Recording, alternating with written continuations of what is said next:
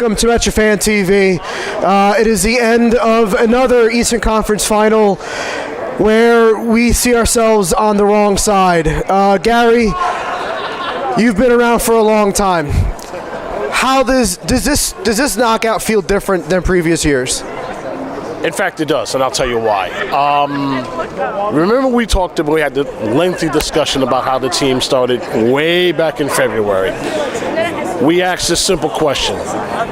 Can this team, we know this team can compete in the East, can this team win the East? Well, we haven't gotten the answer to that question this year. But as far as competition goes, this is a good squad. The nice thing about playing deep in November, the off season is going to be very short. Very short. We'll be right back at it before you know it.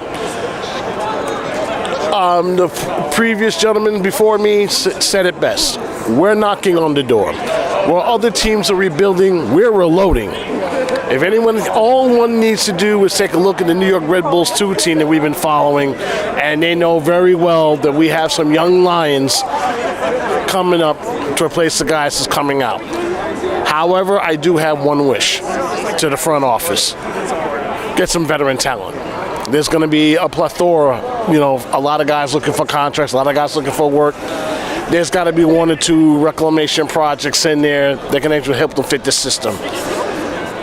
We ran up against a team that, pound for pound, we were just outclassed in every position. And who would have thought that they would knock us out by defense, which was supposed to be their weakest link?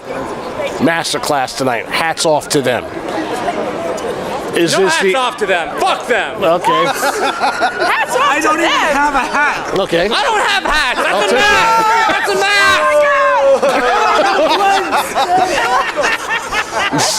There you go. No fucking hats.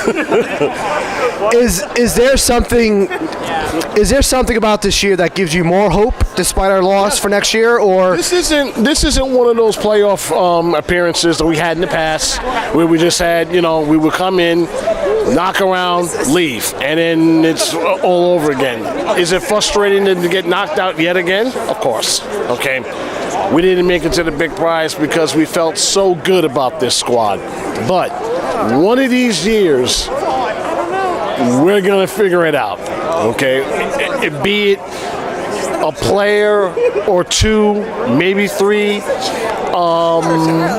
who knows, okay? But at least we're not staring in the abyss like years before, where we're all wondering, oh God, maybe we need to sign a big name. Remember, let's rewind the clock back after 2013, before Peckygate exploded all over in our face. Our biggest concern when Thierry Henry was going peace out was like, okay, who are we going to replace that home run hitter with? Who is going to be our next big gun? Well, turned out everybody.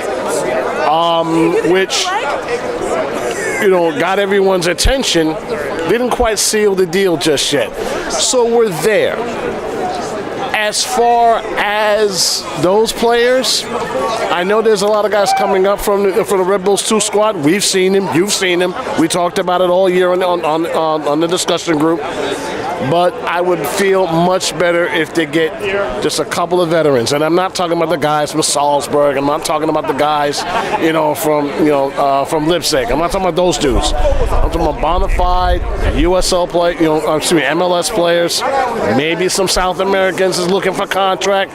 We hear that the Argentinian league, not a lot of people are happy down there. They're not getting paid. They're looking the ball, and they're looking for a stage. This is it. So if I'm the front office, start digging, because if Sporting Kansas City do their thing against Portland, we're back in the CCL, and that's something that you and I always get a second chance to. This is how this team basically got everyone's attention, by marching down to Mexico and punching a certain club in the face. I'm happy. We got silverware. There'll be another banner raised. That's why it doesn't hurt so much. But for every year that we get deeper, for each year we're getting closer. One of these days we'll get it. We're just hoping it's sooner rather than later. Knock on the door. It's going to happen soon enough. MetroFanTV signing out.